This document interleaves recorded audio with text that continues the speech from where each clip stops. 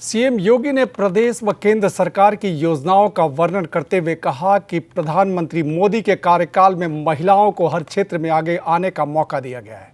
उनकी सुरक्षा और सम्मान को पहले स्थान पर रखा गया है।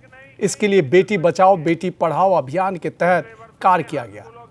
सिर्फ इतना ही नहीं, देश की महिलाएं कानून के निर्माण में महत्वपूर्ण भूमिका निभाएं, इसके लिए नारी शक्ति वंदन कानून लाया गया। अब देश की महिलाएं देश के विकास के लिए कानून का निर्माण भी कर सकेंगी।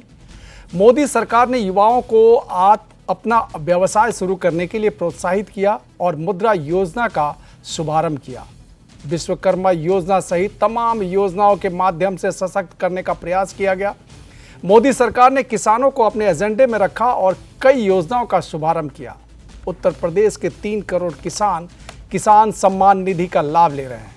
यूपी में अकेले गन्ना किसानों को 3,22 करोड़ रुपए का भुगतान किया गया। किसानों को उनकी फसल का दाम मिल रहा है।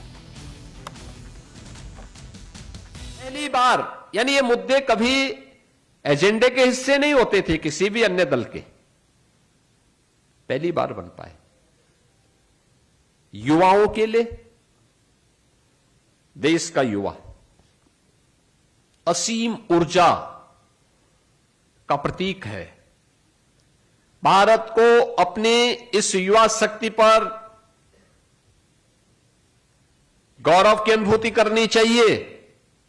इस बात का एहसास प्रधानमंत्री मोदी जी ने देशवासियों को करवाया।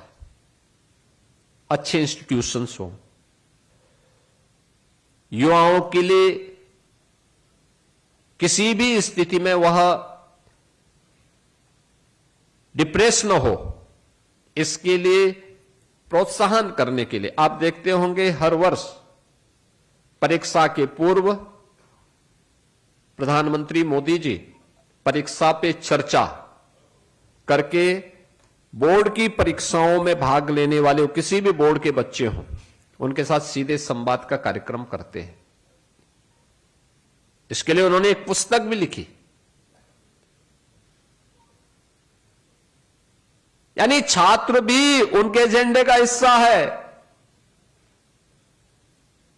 वह छात्र केवल पुस्तकीय अध्ययन ही न करे बल्कि उसका स्किल डेवलपमेंट भी हो।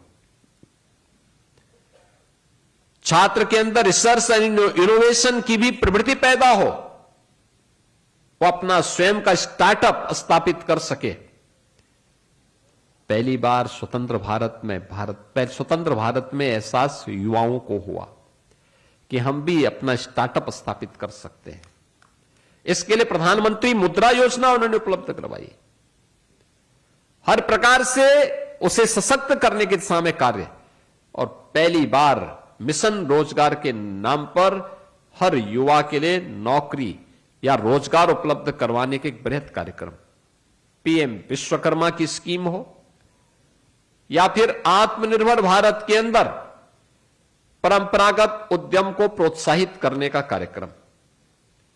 टूरिज्म के माध्यम से युवाओं के लिए ढेर सारे रोजगार उपलब्ध करवाने का कार्य, ये सभी मोदी जी के नेतृत्व में पिछले 12 वर्ष में सफलतापूर्वक आगे बढ़ा है।